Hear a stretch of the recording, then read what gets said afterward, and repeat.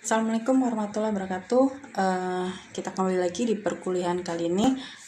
Langsung saja bahwa yang akan kita bahas dalam perkuliahan kali ini adalah tentang konstitusi. Nah, jadi kalau mungkin selama ini yang kita pahami konstitusi itu adalah sebatas pada Undang-Undang Dasar 45, nanti akan kita bahas secara mendalam apa itu konstitusi, kemudian sejarahnya, pengertiannya dan lain-lain gitu. Yang pertama yang akan kita bahas di sini adalah pengertian konstitusi ya, atau istilah konstitusi di beberapa negara. Di Inggris misalnya ada constitution, di Belanda constitutie, grondwet atau Staatsregeling gitu ya. Di Jerman Verfassung atau Grundgesetz. Di Prancis ada droit constitutional atau loi constitutional gitu ya. Nah, kalau di Indonesia sendiri konstitusi itu adalah Undang-Undang Dasar 45 gitu, atau Undang-Undang Dasar 45 itu adalah Konstitusi Indonesia. Kemudian di sini ada juga pengertian konstitusi dari beberapa ahli gitu ya. Misalnya Wolhoff itu mendefinisikan Undang-Undang Dasar atau konstitusi itu sebagai undang-undang yang tertinggi dalam negara yang memuat dasar-dasar seluruh sistem hukum dalam negara itu. Kemudian Rahman dalam bukunya Political Science and Government mengartikan konstitusi sebagai a body of fundamental rules, written or unwritten, which determines the organization or structure of the government, distributes power and determines the relations among the organs of the government. Jadi ya intinya adalah itu peraturan yang fundamental, baik itu tertulis maupun tidak tertulis gitu, yang mengorganisasi struktur dari pemerintahan, pembagian kekuasaan gitu ya, dan hubungan antara lembaga negara gitu. Itu menurut Rahman. Kemudian Hans Kelsen, nah nanti selama perkuliahan di sini gitu ya, di Fakultas Hukum UMS mungkin akan familiar dengan kata-kata Hans Kelsen. Nah, dalam bukunya General Theory of Law and State itu Kelsen menyatakan bahwa konstitusi adalah dasar dari tata hukum nasional. Dan Kelsen juga membedakan konsep konstitusi menurut tinjauan teori hukum dan teori politik. Kemudian kalau misalnya kita coba gitu ya menyimpulkan apa ini pengertian konstitusi, jadi konstitusi mungkin bisa kita maknai dalam pengertian material itu meliputi norma-norma yang mengatur proses pembentukan undang-undang gitu. Jadi dalam teori politik konsep konstitusi mencakup juga norma-norma yang mengatur pembentukan dan kompetensi dari organ-organ eksekutif dan yudikatif tertinggi gitu. Dan konstitusi itu harus memuat anatomi kekuasaan, yang intinya adalah politik itu harus tunduk pada hukum gitu. Jadi agar politik itu tidak berjalan tanpa rule gitu ya, tanpa aturan gitu. Kemudian konstitusi juga harus memuat jaminan dan perlindungan hak asasi manusia. Konstitusi juga harus memuat peradilan yang bebas dan mandiri dan pertanggungjawaban kepada rakyat atau akuntabilitas publik sebagai sendi utama dari asas kedaulatan rakyat. Kemudian coba kita mengklasifikasi konstitusi. Nah, setelah tadi kita ada bayangan, konstitusi ya, itu dasar negara, itu harus memuat kewenangan lembaga negara, hubungan antara lembaga negara, perlindungan hak asasi manusia gitu ya. Kita kemudian melihat bagaimana klasifikasi konstitusi itu gitu. Jadi konstitusi itu dalam arti luas itu ada konstitusi tertulis, ada konstitusi tidak tertulis gitu. Kalau dalam arti sempit ya konstitusi itu ya tertulis gitu. Kalau di Indonesia itu ya undang-undang dasar gitu. Jadi apa itu konstitusi tertulis gitu ya? A written constitution gitu is one of which most of the fundamental organization are written down in a document or a series of document. Jadi contohnya misalnya konstitusi di Amerika, Prancis, India gitu ya. Prinsip-prinsip yang fundamental atau mendasar itu mengatur tentang lembaga negara, jadi mengatur tentang kekuasaan negara berupa legislatif, eksekutif, dan yudikatif gitu. Kemudian ada hak asasi manusia, kemudian ada juga cara perubahan, bagaimana tata cara merubah undang-undang dasar gitu. Termasuk Indonesia, Undang-Undang Dasar 45 itu juga adalah written constitution atau konstitusi tertulis gitu. Kemudian apa itu konstitusi tidak tertulis gitu ya, unwritten constitution gitu, konstitusi tidak tertulis adalah salah satu prinsip mendasar yang tidak ditulis gitu atau tidak dikodifikasikan dalam sebuah dokumen gitu. Jadi berarti bentuknya apa gitu ya, bentuknya ya dari kebiasaan, tradisi, konvensi di negara tersebut gitu. Contoh yang sering banyak direferensi itu adalah konstitusi tidak tertulis itu konstitusi Inggris gitu. Itu salah satu contoh konstitusi yang tidak tertulis. Namun hampir semua negara di dunia itu memiliki konstitusi gitu. Dan sebagian besar itu adalah konstitusi yang tertulis gitu. Ya itu tadi gitu, rata-rata isinya adalah mengatur mengenai pembentukan, pembagian wewenang, cara kerja lembaga negara, kewenangannya, kemudian ada perlindungan warga negara gitu ya, atau hak asasi manusia gitu. Selain Inggris misalnya yang tidak tertulis itu ada di Kanada gitu, konstitusi Kanada gitu. Jadi konstitusi Kanada itu banyak referensi yang menyatakan ya tidak tertulis gitu, walaupun di situ juga mengatur juga tentang hak asasi manusia, kemudian kewenangan lembaga negara gitu, tapi pengaturannya itu tersebar di berbagai dokumen, baik dokumen yang lama maupun dokumen yang baru.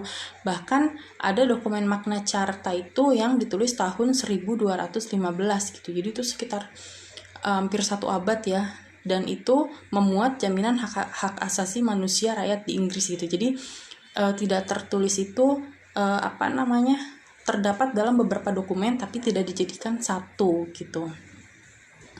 Nah, selain itu ketentuan mengenai hal-hal tersebut itu hidup dalam adat kebiasaan masyarakat gitu. Maka banyak juga yang bilang bahwa di Inggris itu konstitusinya tidak tertulis. Namun ada juga akhirnya pendapat yang menyatakan sebenarnya nggak ada itu konstitusi tertulis atau tidak tertulis gitu, karena memang pada faktanya tidak ada betul-betul konstitusi yang tidak tertulis gitu, pasti semuanya tertulis gitu, walaupun tidak dijadikan satu ya kan, isinya dari beberapa dokumen. Nah itu kan berarti tertulis juga tapi mungkin tidak dikodifikasi gitu. Jadi di Amerika Serikat misalnya konstitusinya tertulis, tapi juga ada beberapa kebiasaan atau konvensi yang tidak tertulis, dan itu juga diakui sebagai norma dasar gitu. Bahkan salah satu ahli juga menyatakan klasifikasi konstitusi tertulis dan tidak tertulis itu sebenarnya tidak terlalu ilmiah dan komprehensif gitu, karena itu hanyalah sebagai misleading aja gitu. Every written constitution has some unwritten element and every unwritten constitution has some written element gitu. Jadi dalam konstitusi Amerika dan Inggris yang tadi kita bahas itu ya memuat kedua elemen itu, ya tertulis ya tidak tertulis gitu. Ada di beberapa dokumen tapi mungkin tidak dimodifikasi gitu. Kalau di Indonesia konstitusinya bukan modifikasi ya, tapi dikodifikasi gitu menjadi satu gitu.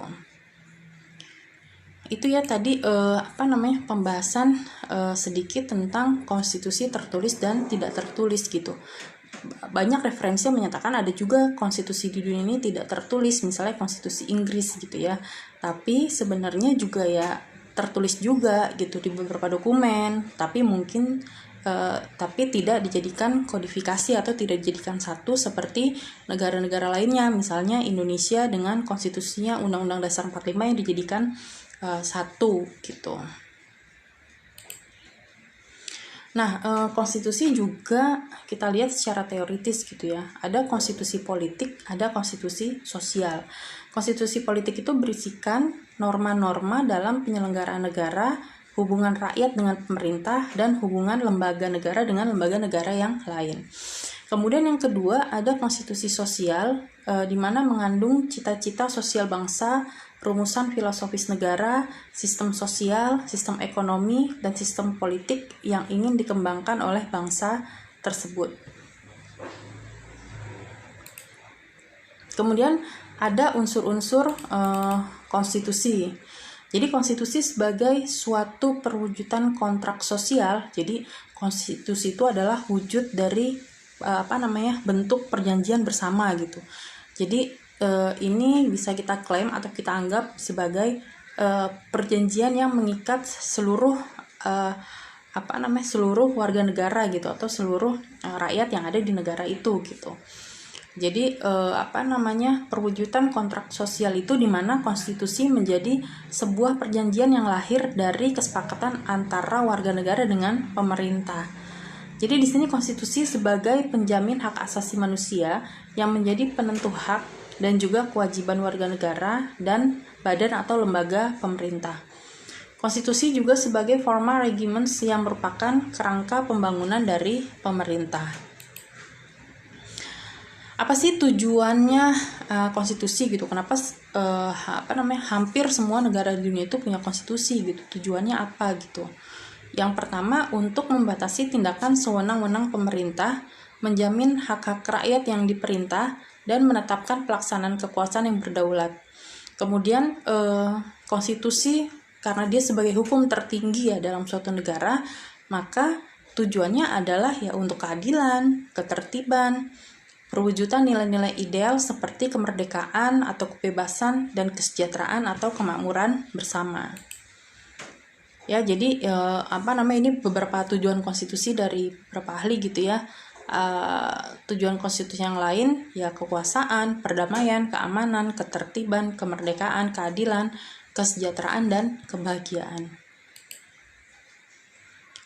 Kemudian nilai konstitusi gitu ya. Jadi Lowenstein dalam bukunya Reflection of the Value of Constitution itu mengemukakan ada 3 macam nilai konstitusi gitu. Artinya jenis penilaian terhadap pelaksanaan norma-norma atau bunyi pasal-pasal konstitusi dalam kenyataannya. Yang pertama, nilai normatif. Jadi suatu konstitusi itu berlaku dalam negara dan norma-normanya dilaksanakan dalam kenyataan. Kemudian yang kedua ada nilai nominal. Jadi konstitusi itu berlaku dalam negara, tetapi ada pasal-pasal tertentu yang belum dilaksanakan. Kemudian ada nilai semantik. Suatu konstitusi berlaku dalam negara tapi hanya dijadikan sebagai lip service gitu atau jargon atau semboyan dan pemanis pembenaran semata. Kalau misalnya nanti di semester 7 gitu ya, mahasiswa mengambil mata kuliah pilihan hukum konstitusi. Nah, di sini di mata kuliah tersebut akan lebih diperdalam tentang perbandingan konstitusi beberapa negara di dunia gitu ya. Nanti mahasiswa bisa banyak belajar tentang isi-isi konstitusi di berbagai negara dan implementasinya gitu. Jadi memang ada ya yang nilai semantik gitu atau semantical value gitu, dimana konstitusi dalam negara itu hanya dijadikan lip service gitu atau semboyan atau pemanis pembenaran semata, ada gitu. Konstitusi yang isinya itu misalnya baik gitu ya perlindungan HAM, tapi ternyata negaranya itu melanggar hak asasi warga negaranya sendiri dan itu dilegalkan, itu ada gitu. Nanti kalau misalnya ingin lebih dalam mendalami tentang konstitusi, perbandingan konstitusi gitu ya, itu nanti bisa diperdalam di mata kuliah pilihan hukum konstitusi di semester 7 ya. Masih lama ya, 3 tahun lagi insya Allah. Kemudian apa sih karakteristik konstitusi yang baik gitu ya? Yang pertama, provision of the constitution should be defined and clear in meaning so that there hardly arise any occasion for dispute or doubt to their meaning gitu. Jadi konstitusi itu jangan multitafsir gitu ya. Harus ada definisi yang jelas gitu. Jadi karena konstitusi ini adalah sebagai hukum tertinggi gitu ya, kalau misalnya nanti multitafsir itu nanti akan mempengaruhi peraturan perundang-undangan di bawahnya gitu. Kemudian konstitusi yang baik juga harus komprehensif gitu. It should at the same time a brief gitu. Jadi konstitusi itu harus mengcover atau mengatur tentang kewenangan pemerintahan gitu. Kemudian konstitusi juga harus mengatur tentang bagaimana bentuk amandemen atau tata cara perubahan konstitusi gitu. Jadi dan itu jangan terlalu sulit gitu. Jadi karakteristik konstitusi yang baik gitu, karena walaupun konstitusi itu harus stabil gitu ya, tapi juga kadang ada keadaan di mana negara itu berubah gitu, dan konstitusi juga harus berubah gitu.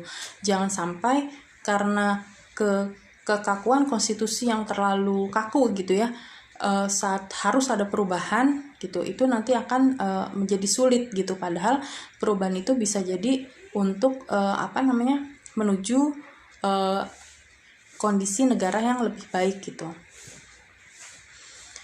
Jadi yang keempat, konstitusi yang baik juga dia itu harus memperlihatkan kondisi yang aktual di negara tersebut gitu. Jadi itu merupakan cita-cita yang ideal, harapan dan aspirasi dari rakyat gitu. Kemudian setelah kita bahas tadi ya tentang konstitusi, apa sih biasanya materi muatan atau hal-hal yang diatur dalam sebuah konstitusi gitu. Yang pertama, adanya jaminan terhadap hak-hak asasi manusia dan warga negara. Kemudian ditetapkannya susunan ketatanegaraan yang bersifat fundamental. Selanjutnya, adanya pembagian dan pembatasan tugas kenegaraan yang juga bersifat fundamental. Selain itu, pada asasnya memang ada 3 masalah pokok yang itu harus diatur dalam sebuah konstitusi di suatu negara gitu. Selain tadi ada struktur umum negara, misalnya pengaturan kekuasaan eksekutif, kekuasaan legislatif, kekuasaan yudisial gitu ya. Kemudian hubungan antara kekuasaan tersebut satu sama lain gitu, dan hubungan antara kekuasaan tersebut dengan rakyat atau warga negara. Pendapat ahli yang lain gitu ya, konstitusi itu ya harus memuat hasil perjuangan politik bangsa di waktu yang lampau, kemudian tingkat-tingkat tertinggi perkembangan ketatanegaraan bangsa, pandangan tokoh-tokoh bangsa yang hendak diwujudkan baik untuk waktu sekarang maupun yang di masa akan datang gitu. Suatu keinginan dengan mana perkembangan kehidupan ketatanegaraan itu hendak dipimpin gitu. Misalnya dalam Undang-Undang Dasar 45 itu di alinea keempat gitu ya, di situ ada untuk memajukan kesejahteraan umum gitu ya, pembukaan ya, terus beberapa hal gitu ya, dan itu bisa dijadikan sebagai tujuan negara gitu. Jadi kalau misalnya kita lihat di sini, pembukaan Undang-Undang Dasar 45 itu kan dirumuskan oleh the founding fathers ya, waktu Indonesia awal-awal merdeka gitu. Artinya itu adalah pandangan tokoh-tokoh bangsa atau pandangan the founding fathers waktu Indonesia merdeka untuk yang saat itu tahun 45 dan yang di masa yang akan datang gitu, atau sekarang gitu ya. Jadi nggak masalah memang konstitusi itu memang harus berisikan seperti itu gitu, sama seperti yang tadi sebelumnya berisikan kewenangan lembaga negara eksekutif, legislatif, yudikatif gitu ya, hubungan antara lembaga negara tadi, dengan masyarakat gitu ya, perlindungan hak asasi manusia atau hak asasi warga negara gitu, itu memang harus dimuat dalam sebuah konstitusi gitu. Jadi pemerintahnya bisa berjalan baik, rakyatnya juga nyaman gitu, karena kita berada di negara ini dilindungi oleh konstitusi gitu. Tidak akan terjadi kesemrautan, tidak akan terjadi kesewenang-wenangan gitu, karena itu memang tujuannya gitu ya. Nah, kemudian pembahasan yang selanjutnya tentang sifat konstitusi gitu. Jadi ternyata konstitusi itu punya sifat kaku atau supel gitu ya. Jadi kaku atau fleksibel gitu. Nah, konstitusi yang bersifat kaku atau rigid itu adalah konstitusi yang hanya dapat diubah melalui prosedur yang berbeda dengan prosedur membuat undang-undang pada negara yang bersangkutan gitu. Jadi prosedurnya ini agak-agak ya berbeda dengan merubah undang-undang gitu. Jadi undang-undang dasar ini tidak sama dengan undang-undang gitu. Kalau undang-undang mungkin berubahnya hanya perlu melakukan 1, 2, 3. Tapi kalau konstitusi saat itu memang harus dirubah, maka itu harus melalui prosedur yang lebih rumit gitu dan berbeda dengan undang-undang. Kemudian yang kedua, konstitusi yang bersifat supel atau fleksibel. Jadi konstitusi ini dapat diubah melalui sebuah prosedur yang sama dengan prosedur membuat undang-undang pada negara yang bersangkutan gitu. Nah, di Indonesia sendiri gitu ya, nanti di psikologi saya lampirkan undang-undang dasar yang pernah ada di Indonesia dari merdeka sampai sekarang gitu.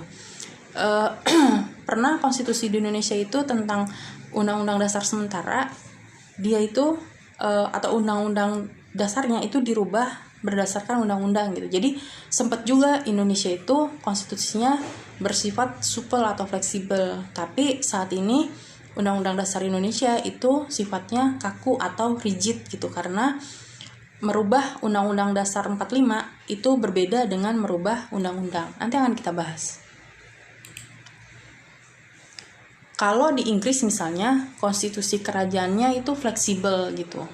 Walaupun tadi Inggris tuh unwritten ya, tidak tertulis gitu. Kemudian konstitusi Italia juga tidak ada prosedur khusus atau istimewa yang ditetapkan dalam perubahan konstitusi. Kalau konstitusi Prancis itu kaku gitu ya. Jadi ada kewajiban adanya prosedur khusus untuk mengubah undang-undang dasar gitu. Termasuk konstitusi Amerika Serikat juga sifatnya kaku karena tidak dapat diamandemen tanpa adanya prosedur istimewa, termasuk Indonesia gitu. Ada prosedur istimewa gitu ya, ada prosedur khusus yang harus dilalui kalau misalnya mau merubah undang-undang dasar. Tidak semudah merubah atau mengganti undang-undang.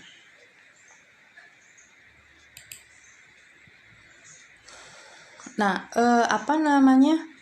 di sini juga ada pendapat gitu ya. Jadi coba kita ambil jalan tengah gitu ya. Satu sisi itu konstitusi adalah sesuatu yang jangan sampai tidak bisa dirubah sama sekali gitu. Karena dikhawatirkan perkembangan di masa depan gitu ya. Mungkin peraturan itu harus diubah gitu. Jadi kalau misalnya betul-betul tidak bisa diubah gitu ya, itu nanti bisa membahayakan gitu. Karena kan konstitusi itu bukan kitab suci ya. Jadi ya itu dibuat oleh manusia dan itu mungkin penuh dengan keterbatasan gitu ya. Beda misalnya dengan kitab suci Al-Quran yang memang sudah dijamin tidak dapat diubah gitu. Dan itu memang berlaku sepanjang masa sampai kiamat gitu ya, masih relevan gitu. Tapi kalau konstitusi dipertahankan tidak bisa dirubah, itu nanti bisa jadi malah jadi bumerang, malah jadi membahayakan, malah jadi tidak mensejahterakan gitu. Jadi konstitusi bisa diubah gitu. Tapi diubahnya ini apakah dengan prosedur yang sangat sulit atau prosedur yang sangat mudah gitu. Di sini ada pendapat yang menyatakan bahwa kalau perubahan konstitusi itu juga jangan terlalu mudah gitu. Jadi harus dilakukan dengan pertimbangan yang matang gitu dan dikehendaki. Kemudian rakyat diberikan kesempatan untuk menyampaikan pandangannya sebelum perubahan dilakukan. Kemudian kekuasaan pemerintah daerah ya kalau di Indonesia itu tidak diubah secara sepihak gitu. Ya, jadi ada nggak otoriter juga gitu. Jadi ada masukan juga dari bawah gitu. Kemudian hak perseorangan atau kelompok mendapat jaminan gitu. Jadi kalau misalnya kita ambil jalan tengah gitu ya, karena konstitusi juga sesuatu yang memungkinkan untuk dirubah gitu ya demi sebuah kebaikan, maka perubahan konstitusi itu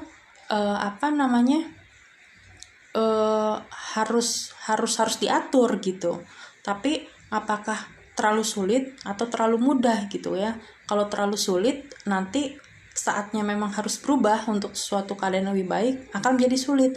Tapi kalau terlalu mudah, kalau konstitusi itu sering dirubah, nanti konstitusinya juga jadi apa ya, karena dia itu norma atau hukum tertinggi, hukum dasar, kalau sering diubah nanti malah jadi tidak stabil seperti itu. Jadi kalau misalnya kita ambil jalan tengah, ya jangan terlalu sulit tapi juga jangan terlalu mudah gitu. Nah, kita coba lihat bagaimana perubahan undang-undang atau prosedur perubahan undang-undang dasar di Indonesia gitu. Tapi sebelumnya ada beberapa macam prosedur perubahan undang-undang dasar di dunia gitu ya. Bisa melalui sidang badan legislatif dengan menetapkan quorum membicarakan usul perubahan undang-undang dasar, misalnya di Belgia gitu ya. Di Indonesia juga pernah gitu, waktu undang-undang dasar RIS tahun 49. Kemudian juga melalui referendum di Swiss dan Australia. Referendum tuh meminta atau jajak pendapat rakyat gitu. Kemudian bisa juga melalui negara bagian dalam negara federal. Jadi di Amerika Serikat itu misalnya 3/4 dari 50 negara bagian harus menyetujui gitu. Kalau karena Amerika Serikat kan negara federal ya, jadi ada negara-negara bagian gitu. Kalau Indonesia negara kesatuan, daerah-daerahnya namanya provinsi gitu. Kemudian melalui musyawarah khusus atau special convention, misalnya di beberapa negara Amerika Latin. Nah, sekarang kita lihat nih bagaimana perubahan Undang-Undang Dasar 45 di Indonesia yang ternyata sudah dilakukan beberapa kali perubahan semenjak Indonesia merdeka. Jadi waktu Indonesia merdeka tahun 45, maka menjadi suatu kebutuhan yang harus dipenuhi suatu negara mempunyai konstitusi. Maka saat itu panitia PPKI ya itu membuat sebuah rancangan undang-undang gitu. Kemudian disahkan menjadi Undang-Undang Dasar 1945. Kemudian karena waktu itu Indonesia masih baru merdeka ya, jadi artinya negara juga belum stabil, ada usulan untuk merubah konstitusi gitu. Bahkan merubah bentuk negara. Yang tadinya di Undang-Undang Dasar 45 itu adalah bentuk negaranya kesatuan, di tahun 49 itu ada usulan Indonesia ini harus jadi negara serikat gitu. Jadi daerah-daerahnya itu bukan provinsi tapi negara bagian seperti Amerika Serikat. Itu pernah diatur di konstitusi RIS gitu. Nanti bentuknya dokumen konstitusi RIS juga nanti akan saya upload ya di psikologi. Jadi karena itu ini sejarahnya ya. Jadi karena baru merdeka, kemudian Belanda masih ikut campur. Belanda mencoba untuk mendirikan negara-negara seperti negara Sumatera Timur, negara Indonesia Timur, negara Jawa Timur dan sebagainya gitu. Waktu itu juga akhirnya ada agresi Belanda tahun 47, tahun 48, kemudian adanya KMB ya, Konferensi Meja Bundar. Nah, disitulah akhirnya lahir negara Republik Indonesia Serikat gitu. Dan karena itu butuh dasar hukum gitu ya, dibuatlah Konstitusi Republik Indonesia Serikat. Kemudian itu nggak berlangsung lama gitu ya, cuman dari Desember tahun 49 sampai Agustus 50, jadi nggak sampai setengah tahun gitu. Kemudian tahun 50 gitu ya, 17 Agustus sampai 57-59 berlaku Undang-Undang Dasar sementara gitu. Jadi karena dari awal Indonesia itu ingin negara kesatuan gitu ya, kok tiba-tiba diubah jadi Indonesia Serikat gitu. Maka ya akhirnya yang tadinya Republik Indonesia Serikat gitu ya dengan konstitusi RIS tidak bertahan lama gitu, karena terjadi lagi penggabungan dengan Republik Indonesia gitu. Jadi akhirnya wibawa dari pemerintah Republik Indonesia Serikat saat itu menjadi berkurang gitu, dan akhirnya disepakatilah kembali untuk udah kita kembali aja menjadi negara kesatuan Republik Indonesia gitu. Nah akhirnya kan perlu konstitusi lagi kan, perlu undang-undang dasar lagi kan. Yang tadinya konstitusi RIS harus berubah lagi nih menjadi bentuk negaranya itu kesatuan, berarti konstitusinya atau undang-undang dasarnya harus baru gitu. Dan akhirnya dibentuklah panitia bersama menyusun suatu rancangan undang-undang dasar, kemudian disahkan tahun 12 Agustus 50 gitu oleh Badan Pekerja Komite Nasional Pusat dan oleh Dewan Perwakilan Rakyat dan Senat Republik Indonesia Serikat tahun 14 Agustus 50, dan berlakulah Undang-Undang Dasar sementara gitu. Kemudian Undang-Undang Dasar sementara itu berlaku di Indonesia sekitar 4 tahunan ya. Jadi dari tahun 50 sampai 59 gitu.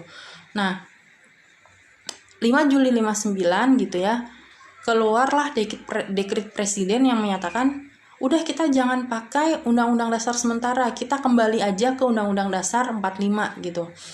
Dan akhirnya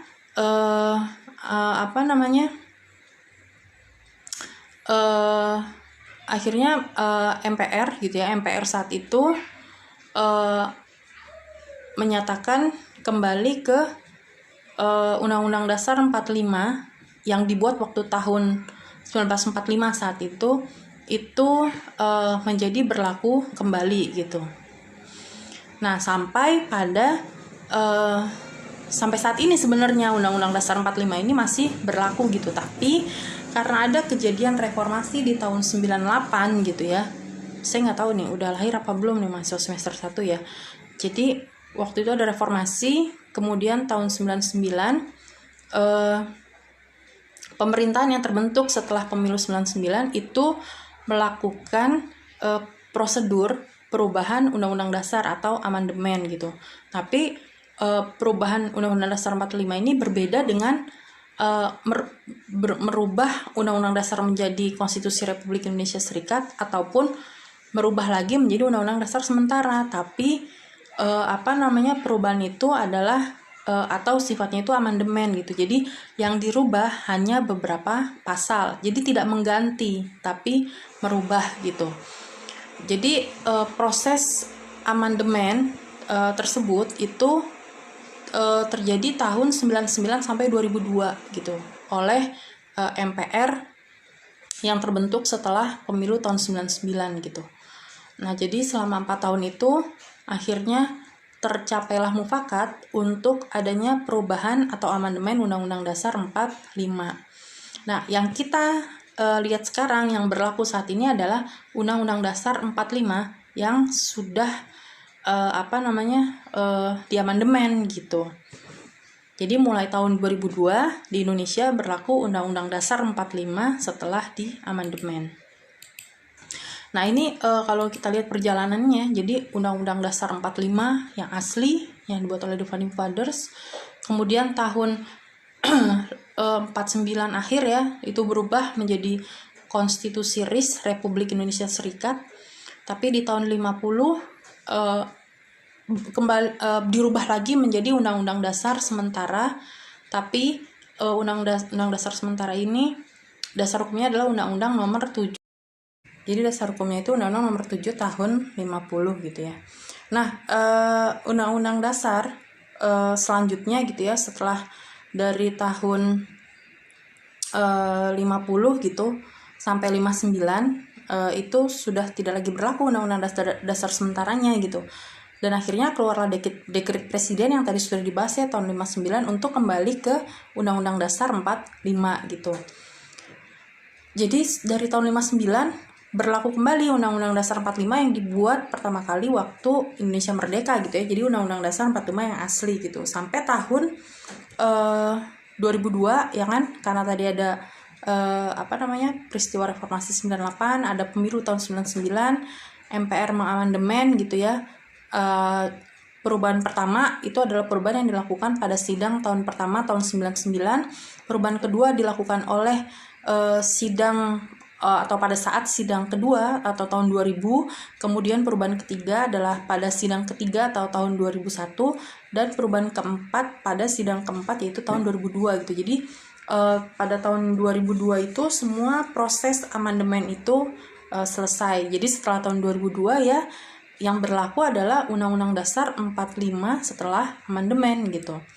Ini contohnya, kalau misalnya kalian buka, ini udah saya upload ya di psikologi. Jadi saya upload semua undang-undang dasar atau konstitusi yang pernah berlaku di Indonesia, termasuk undang-undang RIS, termasuk undang-undang sementara, termasuk undang-undang dasar 45 yang asli, dan yang ini adalah undang-undang 45 setelah diamandemen. Coba dilihat, itu ada lingkaran merah gitu ya, ada bintang 3. Nah, itu artinya pasal itu atau ayat itu berubah pada saat sidang ketiga tahun 2001 ya. Jadi nanti ada yang bintangnya 1, ada yang bintangnya 2, ada yang bintangnya 3 gitu ya. Ada yang bintangnya 4, itu berarti perubahan waktu masa sidang gitu ya, sidang pertama, kedua, ketiga atau keempat. Nah, bagaimana sih prosedur perubahan Undang-Undang Dasar di Indonesia gitu ya? Kalau tadi kan kita sudah menyampaikan ya, kalau Undang-Undang Dasar itu konstitusi gitu ya, norma dasar, norma paling tinggi gitu ya. Apakah boleh dirubah gitu ya? Boleh gitu. Kenapa sih harus dirubah gitu ya? Karena siapa tahu di masa mendatang gitu ya, ada terjadi banyak perubahan sehingga konstitusi harus berubah. Yang kalau misalnya tidak berubah, nanti malah semakin tidak baik gitu. Jadi saat konstitusi atau undang-undang dasar dirubah, pasti tujuannya itu karena sesuatu yang lebih baik gitu ya, atau menyesuaikan dengan perubahan-perubahan yang terjadi gitu. Bagaimana cara berubahnya gitu? Apakah prosedurnya harus rumit, harus rigid, atau lebih fleksibel gitu? Kalau jalan tengahnya gitu ya, kalau terlalu rumit nanti saatnya berubah akan jadi sulit dirubah gitu ya. Tapi kalau terlalu mudah nanti akan sering berubah gitu ya, jadi nggak stabil. Maka ambil jalan tengahnya gitu. Nah, coba kita lihat bagaimana prosedur perubahan Undang-Undang Dasar 45 di Indonesia gitu. Itu bisa kita lihat di pasal 37 Undang-Undang Dasar. Yang pertama adalah usul perubahan. Jadi kalau mau mengusulkan Undang-Undang Dasar, maka harus diusulkan dulu oleh minimal sepertiga anggota MPR. Anggota MPR itu kan anggota DPR ditambah anggota DPD. Nah, anggota MPR itu sepertiganya itu harus setuju untuk mengusulkan adanya perubahan. Kalau misalnya sudah, baru nanti akan diagendakan dalam sidang MPR gitu. Nah, usul perubahan pasal-pasal itu ya diajukan secara tertulis dan ditujukan dengan jelas bagian mana yang diusulkan untuk dirubah beserta alasannya gitu ya. Untuk mengubah pasal-pasal tersebut gitu ya, berarti kan ada pembahasan, dan itu harus dihadiri sekurang-kurangnya oleh 2/3. Jadi kalau usul itu harus lebih dari 1/3, kalau membahas itu harus lebih dari 2/3. Dan untuk melakukan persetujuan itu sekurang-kurangnya adalah 50% plus 1. Berarti bisa dilihat nih ya kan, kira-kira prosedur perubahan konstitusi di Indonesia itu rigid atau fleksibel gitu. Itu kaku atau mudah gitu. Nah, silakan dianalisa nih, apakah dengan prosedur usulan minimal 1/3, pembahasan minimal 2/3, persetujuan minimal 50% gitu ya, itu apakah mudah atau sulit? Nah, silakan dianalisa gitu. Kemudian untuk bentuk negara Kesatuan Republik Indonesia itu tidak boleh berubah. Kan sebelumnya pernah ya, Indonesia bentuk negaranya serikat gitu, makanya ada Konstitusi Republik Indonesia Serikat. Nah, kalau yang sekarang itu untuk bentuk negara Kesatuan Republik Indonesia itu tidak boleh dirubah. Nah, ini kita bisa lihat perbandingan amandemen atau Undang-Undang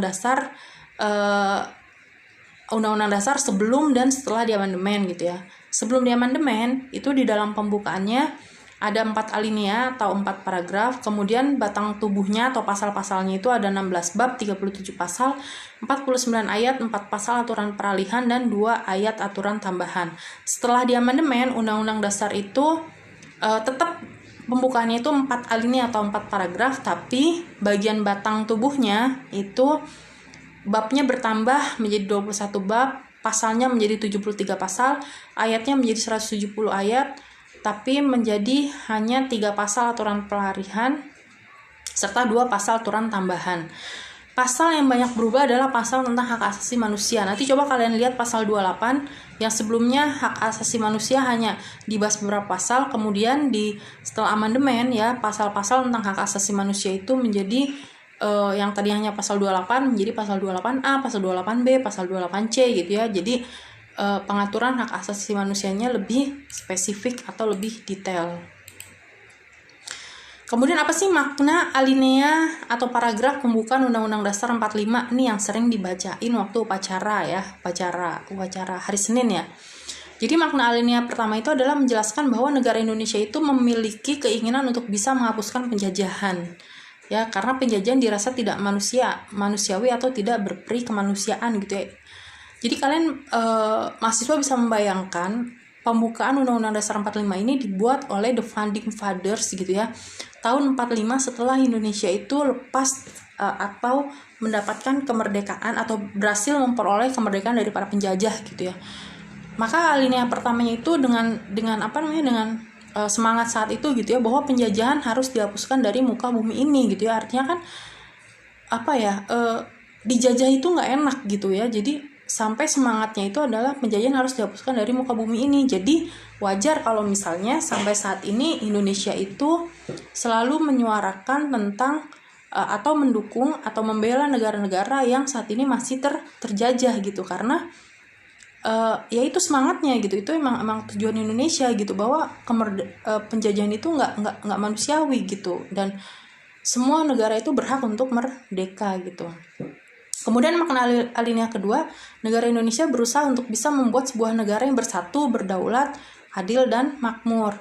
Makna alinea ketiga, negara Indonesia ingin bisa memiliki kesinambungan untuk kehidupan di dunia dan juga kehidupan selanjutnya di akhirat. Nah, yang alinea keempat ini adalah Indonesia ingin bisa melindungi seluruh bangsa dan tumpah darah Indonesia, mensejahterakan kehidupan bangsa, mencerdaskan bangsa, dan berpartisipasi dalam mewujudkan ketertiban dunia gitu. Jadi kalau ada yang nanya nih, sebenarnya apa sih tujuan negara Indonesia ya?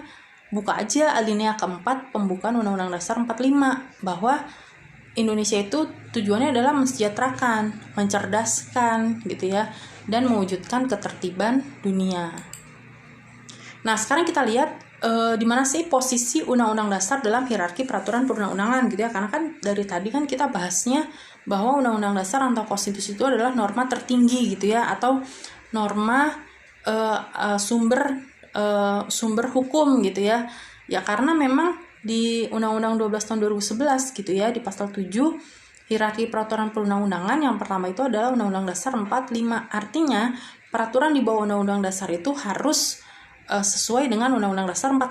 Artinya tidak boleh bertentangan dengan Undang-Undang Dasar 45. Undang-undang, peraturan pemerintah, peraturan presiden, peraturan daerah gitu ya, harus sesuai dengan Undang-Undang Dasar 45. Tidak boleh bertentangan gitu. Gimana kalau bertentangan? Ya bisa diuji materiil di Mahkamah Konstitusi gitu. Kok ada ketetapan MPR gitu ya?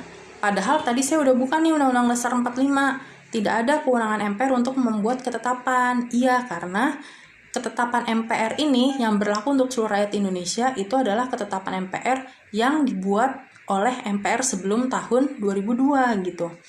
Karena setelah tahun 2004 MPR tidak lagi punya kewenangan untuk membuat ketetapan gitu ya. Kan Undang-Undang Dasar dirubah kan waktu tahun 2002 yang lalu, pasal tentang MPR itu berubah gitu. Yang tadinya punya kewenangan untuk membuat ketetapan, tidak lagi punya kewenangan untuk membuat ketetapan. Berarti ketetapan MPR yang ada dalam hierarki peraturan perundang-undangan saat ini adalah ketetapan MPR yang dibuat oleh MPR sebelum tahun 99, seperti itu.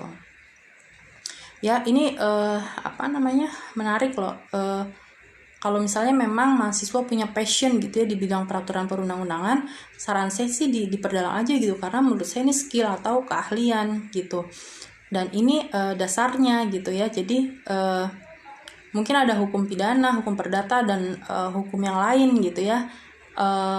Kalau misalnya memang mahasiswa punya passion di hukum kenegaraan, hukum negara gitu ya, HTN, ilmu negara, kemudian hukum konstitusi gitu ya. Nah itu mulai aja banyak baca-baca sekarang tentang seperti ini gitu kan, nanti biar saat semester 7 pas skripsi itu sudah banyak pengetahuannya tentang dasar-dasar HTN gitu ya. dasar-dasar ilmu negara gitu, dasar-dasar konstitusi gitu. Lebih lanjutnya yang seperti ini akan diperdalam di mata kuliah hukum konstitusi semester 7 gitu. Menarik sih. Nanti skripsinya bisa ngambil skripsi HTN gitu. Nah, ini ada tambahan tentang Piagam Madinah gitu ya. Piagam Madinah itu mungkin ada yang sudah pernah dengar, ada yang belum pernah dengar. Jadi Piagam Madinah itu diakui sebagai bentuk perjanjian dan kesepakatan bersama bagi membangun masyarakat Madinah yang plural, adil, dan berkeadaban. Jadi Piagam Madinah itu disusun oleh Rasulullah dan dinilai sebagai konstitusi termodern di zamannya, atau konstitusi pertama di dunia yang lahir pada tahun 622 Masehi gitu ya, atau mungkin hampir 16 abad yang lalu, sebelum banyak masyarakat dunia mengenal konstitusi tertulis gitu ya. Jadi dia adalah konstitusi pertama modern gitu ya. Dan Piagam Madinah ini disusun gitu ya. Jadi Piagam Madinah ini adalah sebuah dokumen yang disusun oleh Nabi Muhammad yang merupakan suatu perjanjian formal antara dirinya dengan semua suku-suku dan kaum-kaum penting di Yasrib atau Madinah gitu. Jadi ini seperti pemerintahan dan mengatur banyak suku-suku atau banyak daerah, dan di situ ada perjanjian. Hal tersebut menandakan bahwa sejak hijrah ke Madinah, Nabi Muhammad telah mempraktekkan kehidupan bermasyarakat dan bernegara yang demokratis di tengah masyarakat yang plural dengan aliran ideologi dan politik yang heterogen gitu ya. Nah ini menarik sebenarnya membahas lebih lanjut tentang Piagam Madinah, tapi di sini kita baru sebatas mengenalkan bahwa konstitusi yang pertama di dunia adalah Piagam Madinah, dan itu dibuat oleh Nabi Muhammad dan dianggap sebagai konstitusi modern yang yang fair gitu, perjanjian atau kesepakatan ya, karena memang konstitusi adalah perjanjian atau kesepakatan. Oke, itu aja pembahasan hampir 1 jam ya. Jadi harapan saya adalah para mahasiswa punya passion di di hukum-hukum kenegaraan, HTN, di ilmu negara, hukum konstitusi gitu ya. Nanti bisa diperdalam, bisa semangat lagi untuk ikut mata kuliah di semester selanjutnya yang berkaitan dengan HTN, HAN gitu ya. Dan nanti bisa skripsi HTN pada akhirnya insya Allah. Kalau ada pertanyaan silahkan bisa WA langsung atau komen di bawah ya, di psikologi, di diskusi. Kemudian ada beberapa pertanyaan untuk menjadi bahan diskusi. Semoga difahami penjelasan kali ini. Assalamualaikum warahmatullahi wabarakatuh.